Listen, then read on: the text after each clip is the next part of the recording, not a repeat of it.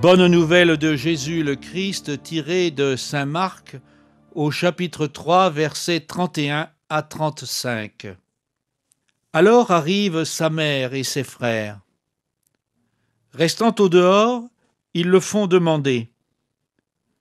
Beaucoup de gens étaient assis autour de lui. Et on lui dit, « Ta mère et tes frères sont là, dehors, qui te cherchent. » Mais il leur répond, « Qui est ma mère? Qui sont mes frères ?» Et parcourant du regard ceux qui étaient assis en cercle autour de lui, il dit, « Voici ma mère et mes frères.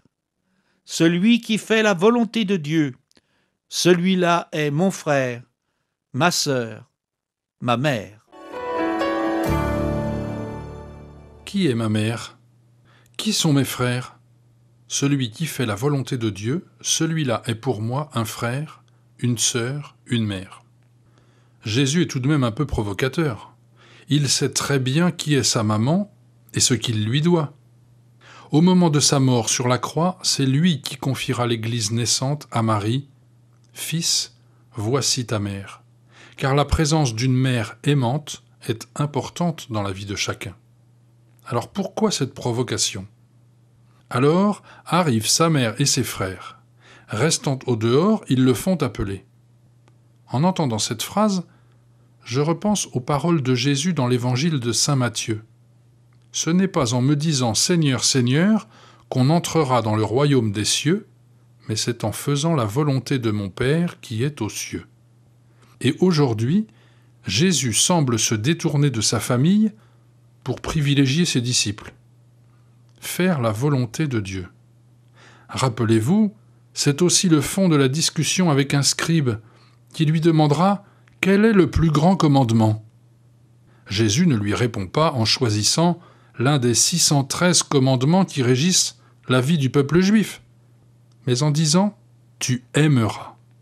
Tu aimeras Dieu, tu aimeras ton prochain et tu t'aimeras toi-même. » Nous ne pouvons aimer Dieu juste avec des paroles et en l'appelant. Il faut des actes.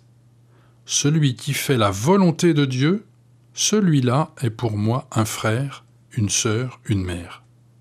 Et dans la vie de la Vierge Marie, nous voyons tous les actes que l'amour de son Seigneur et de son prochain lui ont fait faire, à commencer par la visitation à sa cousine Élisabeth.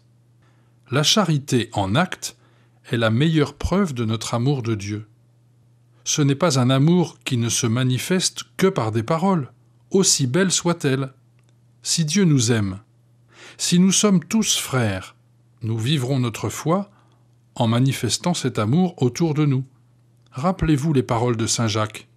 Ainsi donc, la foi, si elle n'est pas mise en œuvre, est bel et bien morte. Et le pape ne cesse de nous le dire et lui-même le fait souvent. Marie n'a sûrement pas mal interprété les paroles de Jésus, elle qui depuis toujours était le miroir de l'amour de Dieu pour son peuple, pour chacun de nous. Alors soyons les mains de Dieu pour servir nos frères et nos sœurs. Ainsi nous grandirons en fraternité sous le regard de notre Père. Qui est ma mère? Qui sont mes frères? Ouvrons les yeux, ils sont là autour de nous. Alors, en route et bonne journée à chacun. L'évangile du jour était commenté par Philippe Arrivé, diacre permanent pour le diocèse de Nantes, au service de la paroisse de Saint-François-des-Coteaux.